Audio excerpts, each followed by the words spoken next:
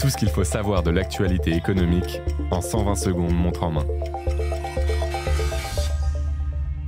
Une facture salée pour les propriétaires. En 3 ans, les charges de copropriété ont bondi de 20%, constate la start-up spécialisée Manda. En 2021, un copropriétaire payait 1 886 € de charges annuelles. En 2024, la note a grimpé à 2 259 €. Les frais de chauffage, d'entretien et de gardiennage sont les 3 postes de dépenses les plus onéreux pour les copropriétés.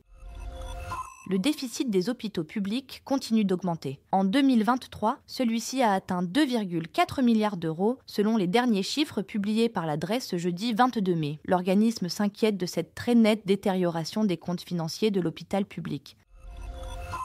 Bientôt une carte pour les familles monoparentales. En France, une famille sur 4 est monoparentale, d'après l'INSEE. Cette semaine, la haute-commissaire à l'enfance, Sarah El Haïry, s'est prononcée pour la création d'une carte de réduction pour les transports, les loisirs, semblable à celle destinée aux familles nombreuses. Cette carte serait accordée aux parents solos dès le premier enfant, sans condition de revenu. La SNCF s'est montrée prête à y travailler.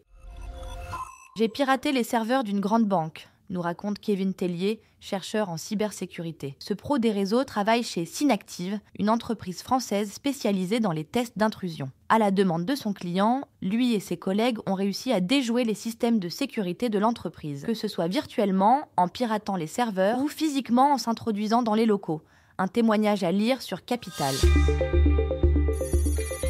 Ce podcast a été écrit par les journalistes de Capital et mis en voix par une intelligence artificielle. Abonnez-vous sur votre plateforme habituelle pour écouter chaque épisode dès sa sortie.